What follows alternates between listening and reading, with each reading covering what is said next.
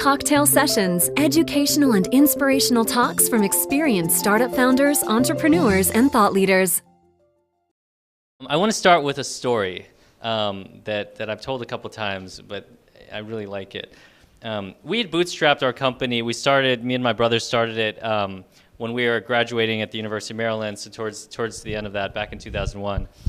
And so we started with one server, and we created this thing called Free Webs, and people could make websites on it. And it kind of grew virally, started slower, and then sped up. And it was all free, so anyone could sign up for free and use it, and that obviously helps get users.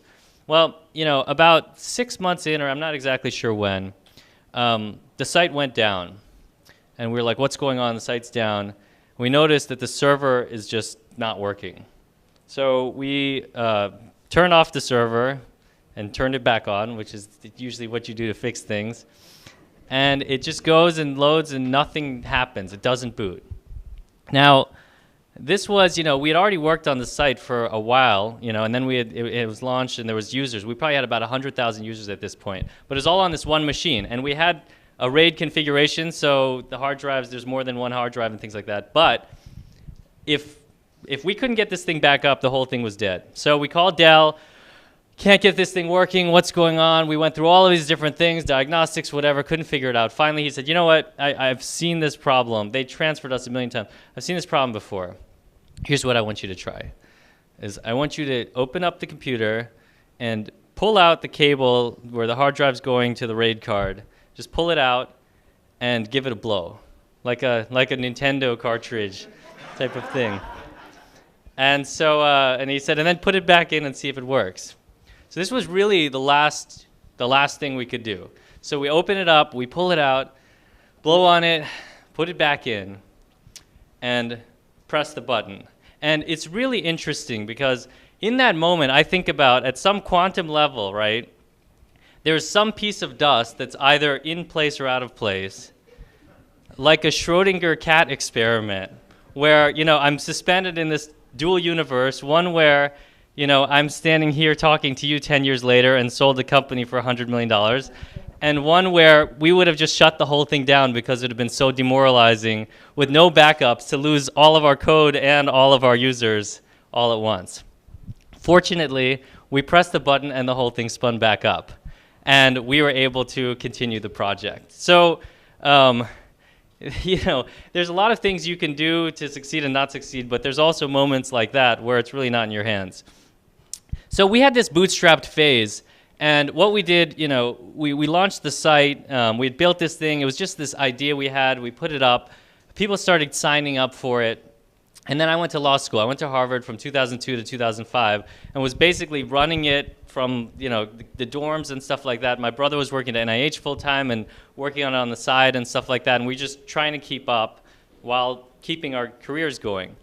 And by the end of 2005, we actually had several million users had signed up, and we had put in some premium services, and we had some people paying us, and it just kind of became clear that, hey, this thing might actually be a real business. Like, this is making real money now. There's a lot of people using it. We should do this full-time. And so I did graduate, but I didn't take the bar, and we decided to go in full-time. And I think what's interesting about this phase of the business, I look at it as three phases. We had this kind of bootstrap phase, then a venture funding phase, and then kind of the exit phase. In that first phase, I think what's most interesting, the thing I learned is that you can create a business without kind of risking it all. So many times people think of entrepreneurship as like, I got to quit my job and risk my whole life, and this thing might not work out. And I think that kills a lot of startups and a lot of entrepreneurs, is people actually never starting stuff. And so, yes, if we had gone and done it full time, could we have gone faster? Yes, we could have. But it would have been a risk, and we at the time weren't willing to take that risk. Maybe we didn't believe in ourselves. Maybe we didn't know how big it was going to be, whatever it was. But I don't regret it because it could have gone either way. And so when I talk to entrepreneurs, the first thing I encourage them to do is just like, look, just launch something, put it out there. The stakes are so low at the beginning that it doesn't matter. And most businesses fail because they actually never launch. That's the majority. Most of them, they get ideas, they make it business cards, but they never launch. And I consider launch as really getting your first customer. Because once you have a customer, that's the person that comes and forces you to keep working on it. Because they come and why is it like this and why is it like this? And it's not just you pushing it anymore. The customers actually fuel the business. So after we graduated, we opened up an office, and about a year later, after I graduated, a year later, we raised venture funding. So we went out, we talked to a ton of VC firms. We raised $12 million from East Coast firms, and actually, a mentor of mine who joined the round was Nigel Morris, who was one of the co-founders of Capital One, and he was a great guy and served as a mentor for years for me. And that was actually, I think, a really difficult transition. So the good thing is you've got all this money and everyone's like, oh, now you raise venture money and you're so rich. First of all, you're not necessarily rich, right? The money goes into the company, not you. You just gave up a big chunk of your company. And second of all, you went from being this entrepreneur who kind of runs your world, and the whole reason, a lot of people, if you're a true entrepreneur, part of it is this freedom thing. You go from that to having a boss again. You have a board, they can fire you, they're always asking, how's the business doing, anything negative, why is it going down, why is this like this, hey, talk to this person, meet this person, hire this person, all this stuff. So you had this huge influx of, okay, now that you've got money, run your fastest, hire an executive team, hire these people, grow, scale, all of that. And we did that. So I started hiring executives, and I would look, and I had Yale grads and MBAs and like people with these great caliber and everything. And then, as we discussed it at the board level, it was like, wow, MySpace is really big and advertising is really big, so we're going to go after an ad model, because that's what was kind of like hot at the time. We went after this ad model. We built a sales team in New York. We started selling advertising all over the websites. We were doing campaigns with Reebok and Nike and these guys, and the revenue was growing and stuff like that. But something didn't feel right. A couple years in, things are growing and stuff, but I'm like, this is really weird. Like, to get these sales deals, we're doing all this custom work for these agencies, and we started becoming basically like an ad hoc development agency where we'd sell them ads, but we'd have to start doing like campaigns for them or start doing special work. And I was like, something's just not right about this ad model. And also, for us to really, really get big, like, we're going to have to not like double our traffic. We're going to have to like 10x our traffic. And so the more I looked at it, I said, I don't think long-term this is the right business model for the company. And that spelled a lot of problems, because we started burning a lot of money, and we didn't have a ton left in the bank, and I didn't like the business model we were on. And so there was this moment in about 2007, early 2008, where it was really a coming to terms of like, what are we going to do with this business? And there was all kinds of conversations happening about, things aren't going the right way, and we're burning money and all of this stuff, and the business is at risk. And there was conversations, believe it or not, many, about having me kind of exit as CEO. And having someone else kind of who was one of my executives, or someone else altogether, come and fill that role. And I had to really, really dig deep in that moment and look and say, look, we've built this whole thing. I kind of think I know what the right thing to do is, which I started to believe was more just go back to the freemium and premium model of selling subscriptions instead of advertising. And I said, but it's going to require a lot of change. And the board kind of said, look, our vote is that you're not the right guy for this anymore. But we can't do this without your support, so we'd like to ask for your support, because me and my brothers were like the head people at the company.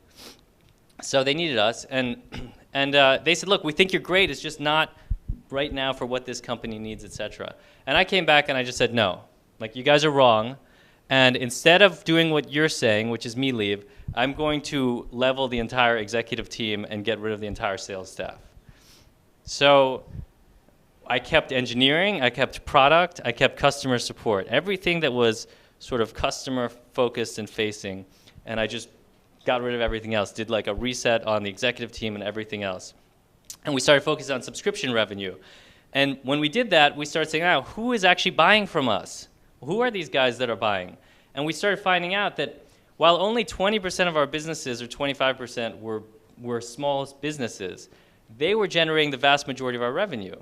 So we said, oh, you know what? That makes sense. Like, if you have a family website, you're not going to pay money for it. But if you have a small business website, you're going to buy a domain and try to make it look professional and pay to remove the web's branding and that stuff. So we did that, and we started focusing on small businesses. And then we started looking out and saying, well, what else do small businesses need? And Facebook pages was a big deal. And so we found this little company called PageModo. We acquired it. We we relaunched it, and it took off like a rocket ship, and basically became a $1 million business over the course of 12 months. It was a $1 million annual revenue business. So now we had webs going really well, focus on the premium model, subscriptions are growing, got kind of PageModo going, repositioned the company around we're small business, digital marketing products. And it's funny, you know, you're doing all of these things, and one of the things about entrepreneurship is, you know, there's also a bunch of stuff you do that you don't like to do. So like, you know, you have to meet people, and you have to sometimes like, so I was asked to talk at this hosting con thing once. You know, I was like, go and get me like speaking opportunities. We were talking to PR people. And they said they couldn't find anything. They said, okay, you could speak at this hosting con. I was like, hosting con? That's like 1999. And, you know, no one I care about goes there. And, you know, it's like, you know, that's not, we're a technology company. We're not a web host. But anyway, they're like, look, we got you the spot, go. So I went, I gave a talk there and stuff. So you do stuff you don't want to do. And then there's other stuff that you love. And then, you know, after repositioning the company and stuff, then in 2011, people started contacting us and saying, hey, like, you know, you seem to have a lot of small business customers. We, big company, really like small businesses, and we want more of them, and we want digital products, and we want a good product team and all of this stuff. So we started getting inbound requests. And then the conversations with the board started happening of, well, what do we want to do with this company? Do we want to try to continue to scale it? Do we want to take advantage of these companies that are approaching us? And so we decided, well, let's talk to them and let's do this. So we started a process. We started talking to different people. And then, you know, after, you know, towards the end of the year, you know, we got multiple offers, and Vistaprint was the company we decided to go with. And it's really funny because as I think about, you know, it was like 6 months later, I was sitting with some of the Vistaprint guys, and I said, you know, you guys, you came in, you know, we had talked to you a couple of times, but you came in the process pretty late, and then you ended up being kind of the person we went with and stuff. What made you, you know, what happened that, like, you guys thought of us and did it? And he said, well, you know, me and a couple of guys, we went to this hosting con thing. And we saw you speak there, and we were like, wow, this guy knows his stuff, and, you know, he knows freemium well, and we came back and told the team, and then we started up the conversation again. So just like at the beginning, you know, same as the end is, you know, you can never, you know, providence does have something to do with it. And the way I like to put it is this, is that you can't just go and create success. Your job as an entrepreneur isn't to go and just create success. You can't do that. The way I think of it is you just have to be there and create.